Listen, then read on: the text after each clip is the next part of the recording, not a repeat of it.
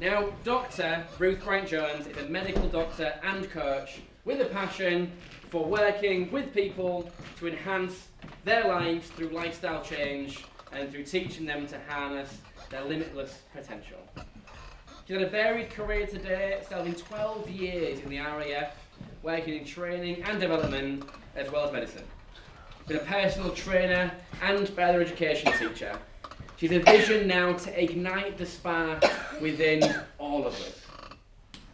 To change the way we exist through building powerful community action, focusing on uniting us in a time of division and social isolation. To work together to save our health and the world that we all live in. Without further ado, ladies and gentlemen, give me the biggest round of applause for the evening, her speech entitled Greater Than the Sum. It's Ruth, everybody!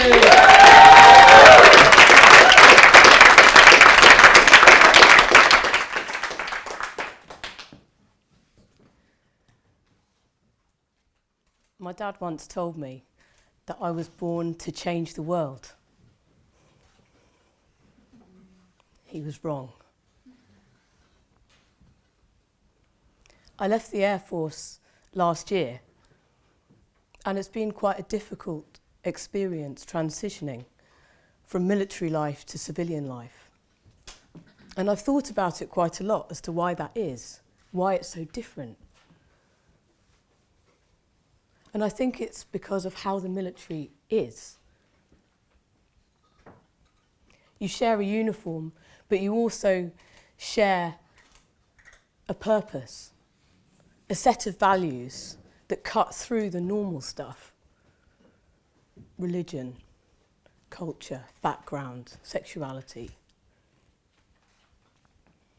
In the military, you can get on a bus with a load of strangers on the way to an event or an exercise, and by the end of the bus ride, you'll have a load of new friends, or at least you'll have had a laugh or been the subject of some pretty harsh banter along the way. It goes deeper than that, though. There's an unspoken understanding that whatever happens, you'll look out for each other, that you're part of a community. An overarching sense that the thing that you have in common is far more important than the things that make you different.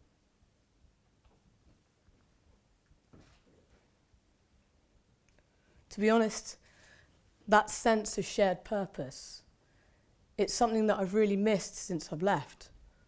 It's something I've not found out here in the real world. There's a lot going on in the world at the moment, isn't there? We talk about issues with the climate and the environment. David Attenborough telling us that the Earth is undergoing its 6th mass extinction event. Hundreds of animal and plant species gone forever. And then you see on the news about deforestation and plastic in our oceans and climate change. And everywhere you look, it's just signs that we're really screwing this up. We're really getting it wrong. And I know that that stuff, the environment stuff, directly links to what I do as a doctor. I'm a lifestyle medicine doctor, and I look after people who are struggling with lifestyle diseases, such as diabetes or heart disease. We have a chronic disease epidemic going on in this country. And not just in this country, but in other developed countries too. I don't think it's any coincidence that we have a chronic disease epidemic going on at the same time as we've learned that our planet is suffering as a result of our actions. We are part of this ecosystem. For us to be healthy, we need to be part of a healthy ecosystem. It's not a coincidence either that we're also suffering a mental health epidemic. I worked in a GP surgery a couple of years ago, and half of my consultations were about mental health. And that's just the tip of the iceberg, because there are so many people who are struggling alone without going to see a GP. I know because I've been one of them.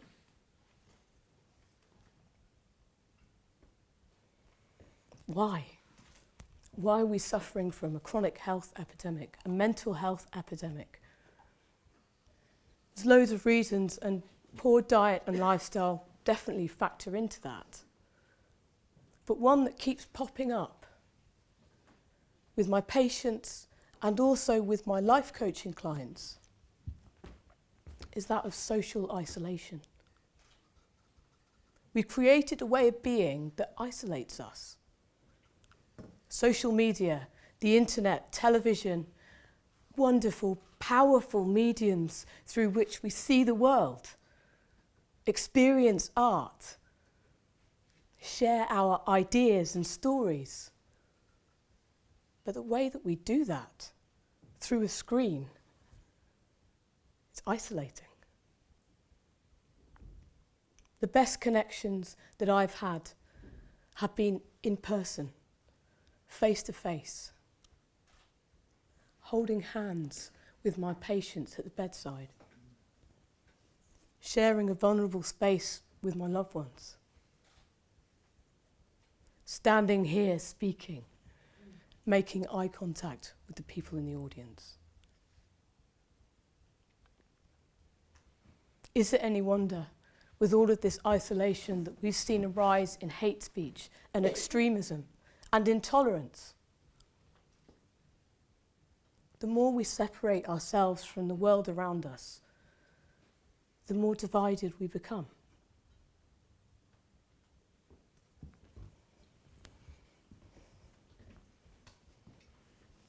So what's the point of all this? Good news brigade right here. Sure, I've made you all feel really good about things. And you know what? I've sat here and I sat at home and I've worried about these big problems, the chronic health epidemic, just felt so helpless, hopeless. The environment, where do you start? It's so difficult when you're fighting against this system all the time, even if your intentions are good. And it's easy to kind of think, well, it's the big people's problem. It's government that needs to sort this out. It's the big corporates that need to change their ways. But it isn't. It's up to us. I've spent a long time being afraid to speak up about this, scared of what the reaction will be. But this is called a Speak Up challenge for a reason. In the last few months, I've discovered my voice and finally found the courage to use it. Because if it's not me, who? If it's not you, who is going to raise their voice?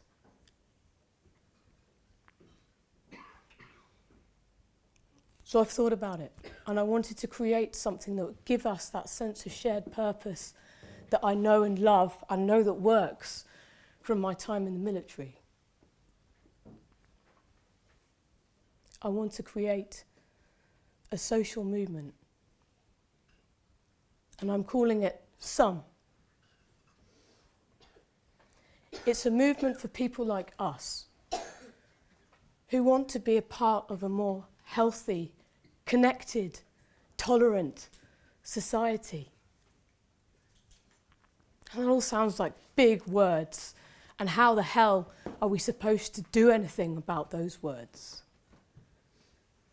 But the reality is there are tons of things we can do. The movement is about driving change in our communities through small, collective actions. I'm talking about healthy dinner clubs, car sharing initiatives, local conservation initiatives, teaching on tolerance, learning to grow our own food or at least be in touch with people who are growing it in our area. Small, simple things. And the beauty of them is that many of these initiatives exist already. They're out there, they're being done, but they're being done in isolation, and there aren't enough people participating in them to make a difference, a real difference to how we do business. As a doctor, as a life coach, I see the problems with health. I see the problems with the environment because they're linked to our health. And I see the problems with social isolation because that's linked to our mental health. But there are other problems too. Intolerance, injustice. I don't know about those. I don't know how to fix those. But maybe you do. Maybe you know someone who does. That's why it's become really clear to me that we need all of us to be involved in a movement together. And I'm standing here saying all this stuff. I want you to stand with me today. To decide now to start making a change in our communities. I'm going to ask you to get to your feet. If you want to stand for a stronger and more connected society.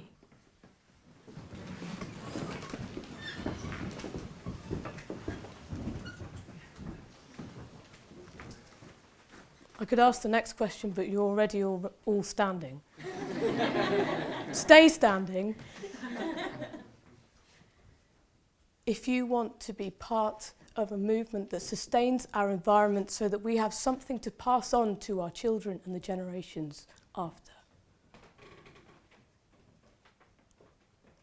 And stay standing if you want to become part of a movement that drives meaningful change, relevant change in our communities. Thank you. I'm not done. I'm not done. There's more. I just wanted you to sit down.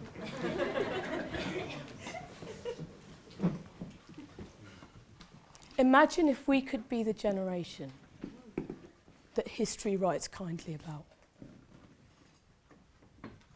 The generation that woke up, that rose together to create meaningful change. Wouldn't that be incredible? I invite you today to sign up to the movement. Website details are on the back of your programs. Sign up. Spread the word. I invite you to be part of the change you want to see in your community, in our society, in the world. My dad once told me that I was born to change the world. He's still wrong. I can't do that. But we can. Because when individuals come together with a sense of shared purpose,